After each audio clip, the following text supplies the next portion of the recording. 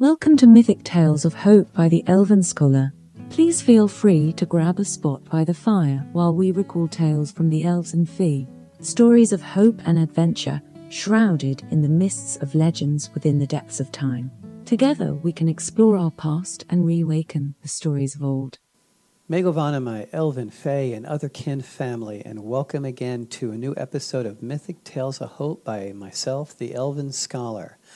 As before, we are going to delve into the ancient tales, myths, and legends of our past, with hopefully a lesson or two that we might learn from those. Today, we're going to return again to the ancient Celtic lands, where we'll be talking about the Children of Lir, the Isle of Destiny, and many others, along with elvish poetry, and a couple of parables from the ancient Zen traditions from Japan and China. First up, we're going to go ahead and start with one of my ancient stories of preference, and that is the Children of Leer.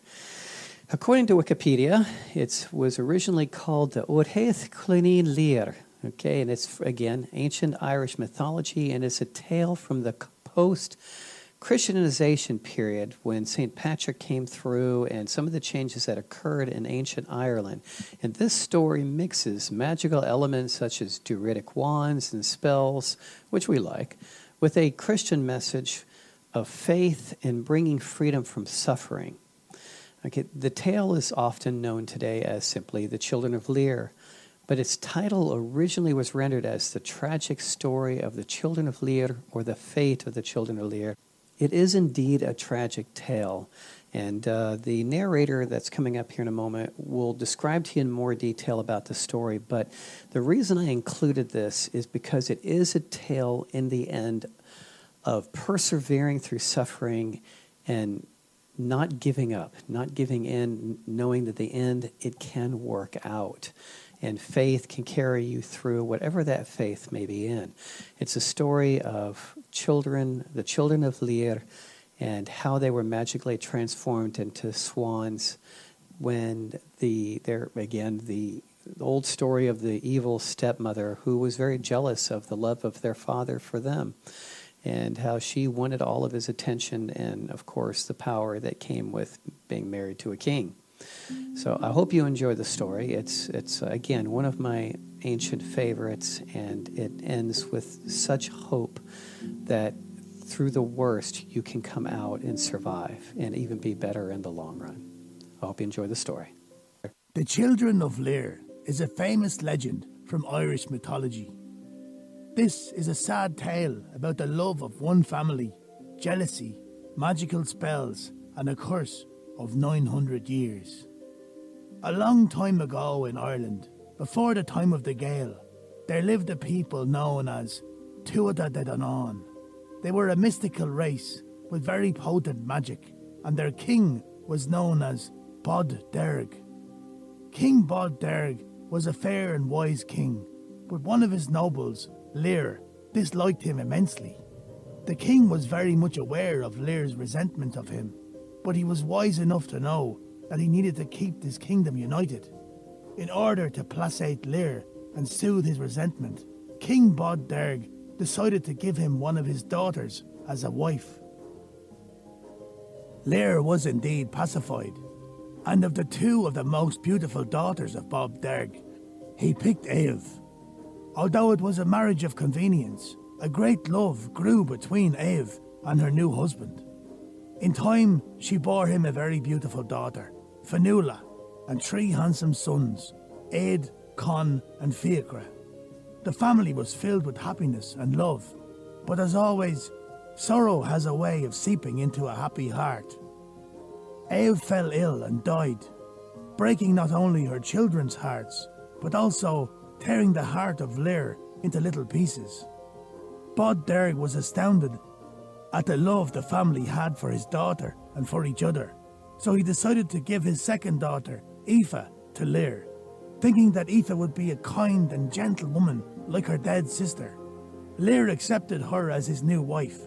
He really hoped that in time, he and his 4 children would grow to love Aoife as much as they loved Eilv. Now Aoife, as beautiful as she was, did not have the same gentle soul as her sister. She saw how devoted her new husband was to his children, and the love the children had for their father. Her heart was filled not with love and devotion, but with a deep, burning jealousy. Aoife wanted all of Lear's love for herself, and she came to hate her nieces and nephews from the bottom of her rotten heart. So when she and the children were returning on a visit from the house of her father, Bod Derg, Aoife decided the children should die.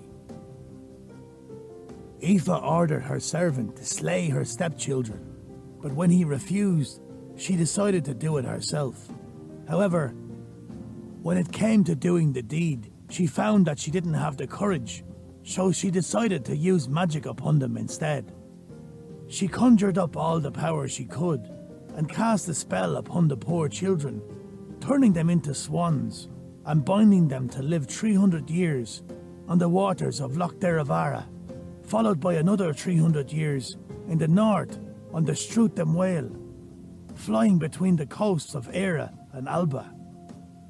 Even after 600 years, they were not to be freed from their curse, but they would have to spend another 300 years in the west on the wild sea of Iris Domnon and Inish Glare. Aoife also cast a spell so that it would not be lifted until the children would hear a bell ring announcing the arrival of a new religion. Satisfied that the children were out of the way, she continued on her visit to Bod Derg. When he heard what happened to his grandchildren, Bod Derg was incensed, and though he could have killed his daughter there and then, he decided that was enough punishment for her. He, in turn, decided to use magic, and he cast his daughter Aoife away from him and all mankind by turning her into a demon of the air. For 300 years, the four beautiful swans lived on the calm waters of Loch Deravara, feeding on the sweet grasses from the green fields and the fish within the lake. Their father, whose love for him never waned, came and spent time with them until it was his turn to leave the world, leaving them heartbroken once more. Time had come for them to fly northeast to the stormy stream of Whale, where the gales sweep through from the icy north. Here, for 300 more years, they lived on the storm-wretched shores of Ireland and Scotland. This time there was no father to comfort them, and they only had each other. The time came from the sweet and beautiful Children of Lir to fly west to the stormy western sea. They settled on Inchglare for another 300 years. They feed upon wrack and fish on the coast of that terrible sea. Their sorrow was unbearable, but one day something different happened. As the four swans fed, they heard a noise, a pleasant changing noise. Although they had never heard anything like it before, they knew that it was a bell. They just knew it was a bell, and they realized that their time of freedom was at hand. They went towards the source of the noise and saw that someone approached them along the shore. The strangers on the shore were unlike anyone they had known before, most certainly not from the Tuatha De Danann. They had a tonsured head and wore a rough homespun habit tied around the waist with a shugan. They spoke to him in greeting, surprising him, and asked him who they were. They related to the saga of their misfortune, and he felt a great pity and love for them, and in turn told them that his name was Quevog. De Danann were no longer on the land, but he had retreated into the sleet underworld. The children of the Gale now held the land, and the old gods were no more, for Patrick had come to Era, bringing the news of the Christ child, who was the true God. Quevog was a monk, and he asked the swan children to go with him to his sill. There he would look after them until the day the curse would finally be lifted from them, and to this day they agreed. They patiently waited for the monk as he explained the new religion to them. One day, a warrior entered their life, shouting that he was Largan, the king of Connacht. He wanted the swan people as a wedding gift for his new wife Diok.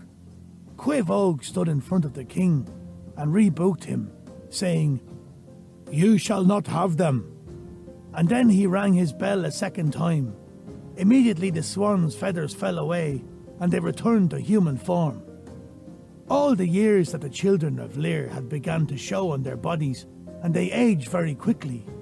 Largon fled in terror, but Fanula and her brothers urged the monk Quavo to baptize them. They knew that very soon they would perish, and Fanula instructed the monk as how they should be buried. Fanula placed in the middle, with Fikra and Con on either side of her. Egg was put in front of her, and this is how 4 of the Tuatha De Danann entered into the kingdom of heaven.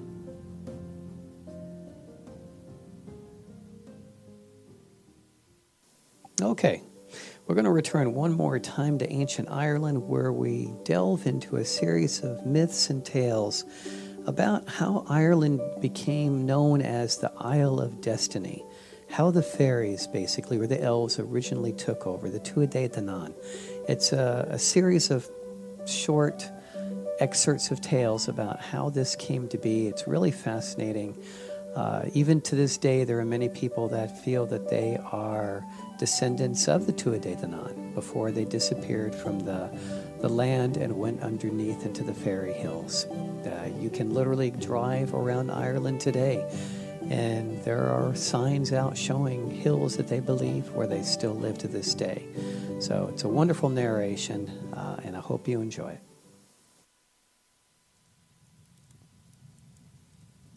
Welcome back, everyone. Get cozy by the fire.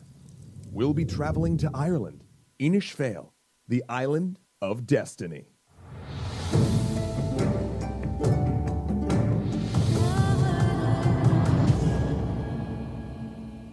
Void became form, and form became earth, and out of the earth sprang a tree. It was the mighty oak, watered by the river of heaven, the Danu. And from that oak fell 2 acorns, from which sprang the first of the gods, the Dagda and Brigid. They were the first children of the Danu. And over time, the children of the Danu grew and built 4 great cities on the banks of the sacred river. Those cities flourished, and in each of them was crafted a great artifact. In one was the Stone of Destiny, which would shout with joy when a righteous ruler set his foot upon it. In another was Retaliator, the greatest sword ever forged. In the third could be found the Red Javelin, which, once thrown, would find its mark no matter how its foes hid. And finally, in the 4th city lay the Cauldron of Plenty, which could feed all of the children of the Danu and still never empty. But one day, the Dagda called the greatest of his children from all of the cities and told them of their destiny. For it was not for them to remain by the sacred river Danu, but to head to an island where the sun set. Before they went, though, Brigid offered them a warning. They would not be alone on this island. Others would try to make it theirs. With this warning, the children of the Danu set out for their new home, bringing with them their 4 great treasures for protection, unsure of what they'd find on this island of destiny. Or so some say. Some say they came in a dark cloud from origins unknown and alighted on a mountaintop. Others still say they came from strange cities across the sea, where they learned science and magical arts, and when they arrived, they burnt their ships behind them, wagering all on the conquest of Ireland. But this much is known. As they started to explore the misty plains of Inishfail, they encountered a curious people already living there, the Firbolg. And when they met, they looked to strike up a bargain. The Danu asked for half of Ireland to be theirs, to settle, and they could live in peace. But the Firbolg refused, so battle was decided upon. But just to be clear, battle back then was a lot different than the way we think of it now. This was a matter of honor. The children of the Danu made spears for the Firbolg to use, and the Firbolg crafted javelins for the children of the Danu. They agreed on how many soldiers each side would bring, and where they would do battle. They even agreed on how many days they would fight for. Then at last, they met in the high pass of Balgatan, assembled in all of their strength. Glistening armor and shining spears made out rank after rank of warriors. Back and forth they fought, one side taking the lead and then the other. until the leaders of both sides, Nuida of the Children of the Danu and Srang for the Firbolg, met in the center of the melee. A silence rippled out from around them. The fighting stopped, and both sides cleared a space for their champions to enter single combat. The metal of their blades was dazzling as they moved with a swiftness none had seen before. Blow after blow, they hammered at each other. Then, Shrang landed a titanic strike. His blade cleft through Nuida's shield and severed his right arm in one stroke. Nuida stumbled back, dazed. It looked as though the end had come. Then, the Dagda himself intervened and spirited Nuida away. They took him to Dian Kecht, god of healing, lord of physicians, who crafted him a new arm of pure silver that moved like an arm of flesh and blood. And they called him by a new name, Nuida Argitlam, Nuida Silverhand. Eat your heart out, Bucky. Now you might think the children of the Danu would have quavered at the sight of their leader fallen in front of them, that they would break as their king was smote by the Firbolg champion. But no. Bresh, warrior of the Danu, quick of mind and beautiful of form, seized the king's right hand and raised it aloft. Angered by such a sight, the children of the Danu swore vengeance and plunged into the Firbolg ranks. So great was the slaughter of the Firbolg that their fort would be known as the Fort of Packs, for the packs of wild dogs that surrounded it to eat the flesh of their dead. Finally, the Firbolg were all but defeated. 300 Firbolg warriors remained, led by Shrang, their great champion. They took counsel and decided to fight to the last, and so made one final glorious charge. There, Shrang and Nuida again came to face one another, but this time they could have no equitable duel, as Nuida's arm had been hewn away. So instead, impressed by the bravery of these last of the Firbolg, the children of the Danu offered them any province they wanted in Ireland, and so they took Connacht to make their home. But it was the tradition of the children of the Danu that only a man of sound body could be their king. So even as they celebrated their victory, they knew they had one last matter to attend to. Nuida could no longer rule them. Despite the fact that his arm had been replaced with one of shining silver, his body was not whole, and thus he couldn't be king. They quickly chose Bresh as their leader, for his valor and charm in mind. But Bresh was half Fomorian, a name we've not heard tell of yet in this tale, but we soon will. In his rule, he acted more Fomorian than as one of the Danu. But the reign of Bresh and the war against the ancient and strange Fomorians is a story for next time. It's time now to head over to ancient China and Japan, where we talk about some of my favorite parables. And we're going to go ahead and go over, this is again a very ancient Zen parable, and it's the parable of the ego.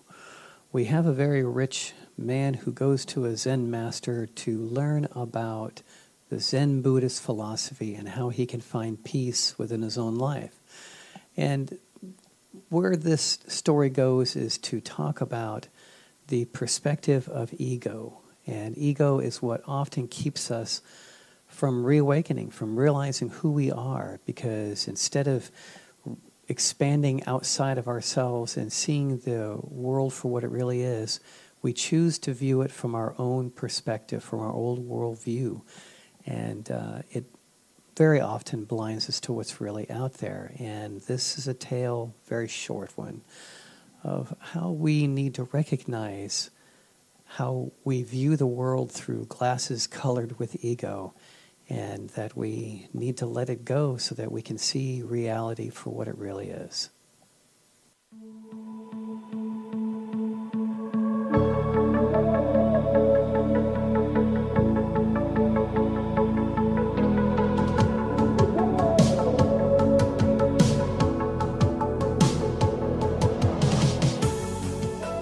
The Parable of the Ego. The Prime Minister of the Tang Dynasty was a national hero for his success as both a statesman and a military leader. But despite his fame, power, and wealth, he considered himself a humble and devout Buddhist. Often he visited his favorite Zen master to study under him, and they seemed to get along very well. The fact that he was a prime minister apparently had no effect on their relationship, which seemed to be simply one of a revered master and respectful student. One day, during his usual visit, the prime minister asked the master, "Your Reverence, what is egotism according to Buddhism?" The master's face turned red, and in a very condescending and insulting tone, he shot back, "What kind of stupid question is that?" This unexpected response so shocked the prime minister that he became sullen and angry. The Zen master then smiled and said, "This, Your Excellency, is egotism." The parable of the ego is a lesson in managing our expectations, responses, and anger. More so than any of that, though, it is a reminder to always be humble, despite whatever position you find yourself in life. The Prime Minister considers himself a true and humble Buddhist, and yet is someone arguably at the top of their game, leading an entire dynasty. Despite his material possessions, though, he still accepts the fact that there is a master above him, and cheerfully goes every day to learn more. The funny thing is, though, the master also appears flustered and angry with the question, but I think this is more to be taken as a teaching method than a failure of the master's response. There is also something to be said about our attachment and expectation to outcome. Because of the master's great wisdom, the Prime Minister assumes the answer will reflect that, and it does, just not in the way that he thought it would. Rather than surrendering to the flow and allowing whatever will be to be, the Prime Minister builds up what he expects the answer to be before the master has even said it, and when things don't go to plan, he becomes frustrated and anxious. The master uses an expression of ego of his own to reflect the ego within the Prime Minister, ultimately as a teaching tool more than anything. Perhaps the lesson here then is that expectation and attachment are what cause our worries and anger, and that by surrendering, we will gain a truer answer to our questions. In other words, like many Buddhist tales, we cannot control how other people behave or how events unfold, like the ego wishes to believe, but we can control our own responses to them. And in that lies the answers to our questions. I have time for one more parable before I get to the Elvish poetry end of our program. So I'd like to go ahead and play for you from Spirit Science, a wonderful YouTube channel, the tale or the parable of the smuggler. It is a wonderful story about being careful with how we think we perceive things and thinking that we know what's actually going on. It's a wonderful little trick, and it's a cute twist at the end of the story. So hang in there, if you will. Listen to the very end of the story, and it might surprise you enough to go, I think I might want to be a little bit more careful about how I think I perceive reality. All right, enjoy it.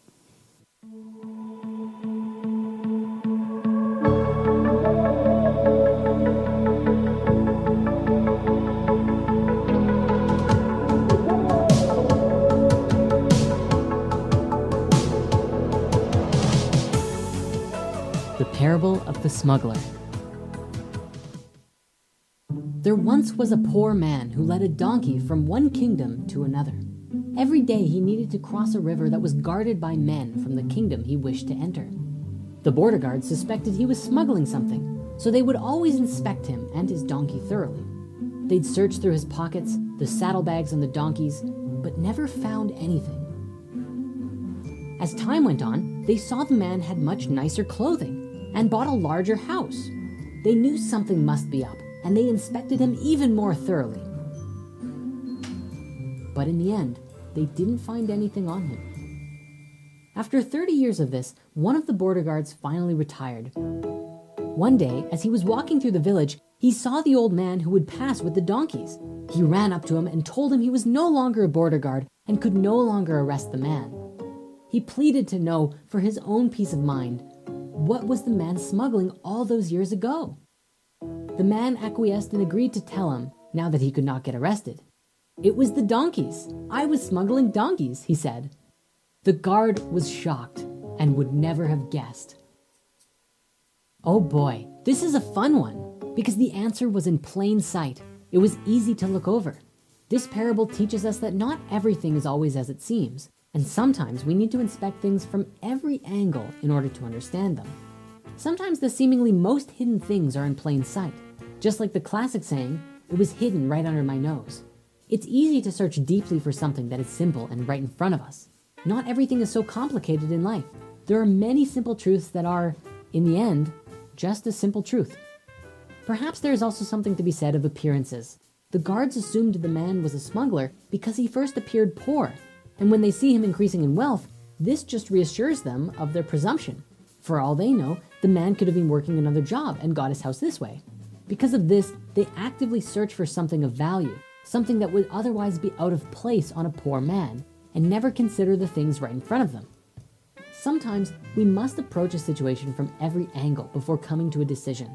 Consider things in the context of each other and how they appear, and ultimately, always remember that the simplest answer is most often the right one. It's almost the end of our time together today, so I'd like to go ahead and take a moment and go back into our elvish poetry, and I'm going to recite to you a poem I wrote a very long time ago about home, and at least from my elven perspective, and I hope the visualization can bring to light to you something about the feelings that we have for our very ancient elven home. So I hope you enjoy it. It's called Home. In the lands afar, the mist holds secrets of stories hidden from mortal eyes, legends arcane with knowledge deep, whose spoken time is yet to be.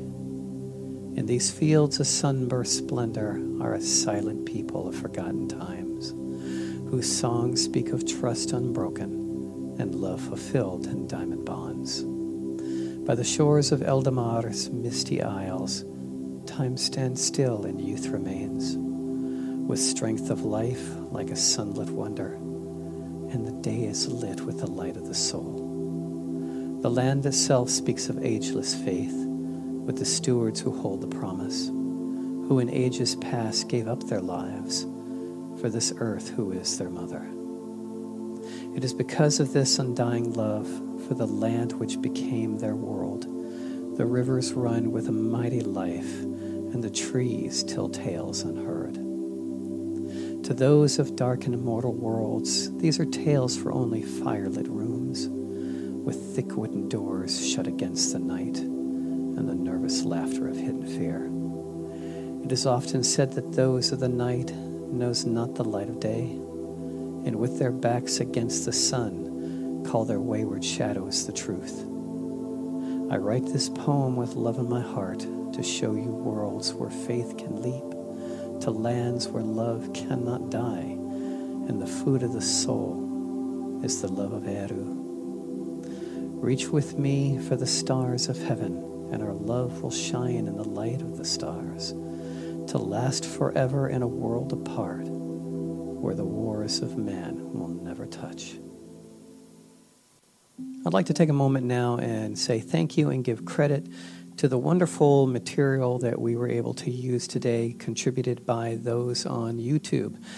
First of all, I'd like to say thank you to J.P. Wright Voice Actor, YouTube channel, for The Legend of the Children of Lir. They did a wonderful job, and we loved sharing it with you, our listeners. Also, thanks to Extra Credits. That's another YouTube channel for their rendition of the Isle of Destiny. And one more thank you to, as always, to one of our favorite channels, the Spirit Science on YouTube, for the Parable of Ego. Again, we use their material quite a bit, and we appreciate their contributions to sharing the knowledge with the world. Okay, it's our time is up. So, as always, thank you for listening, my friends. And until we are together again next week, may you all be blessed by the elves. My name is Dr. Erendias Spendalelis, and I am the Elven Scholar. Namarie. When you go to college, you expect the high halls and libraries filled with old books.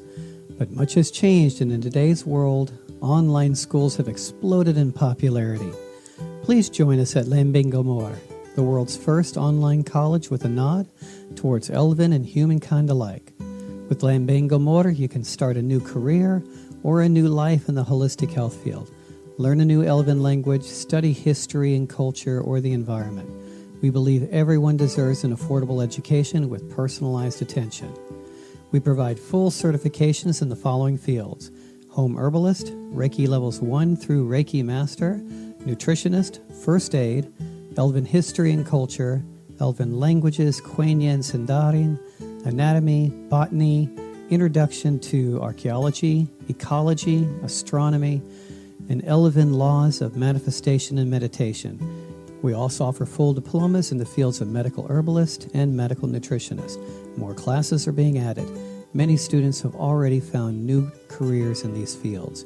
You can pay for your classes outright or join a low-cost monthly subscription which allows you to take as many classes as you like at one time while you maintain the subscription.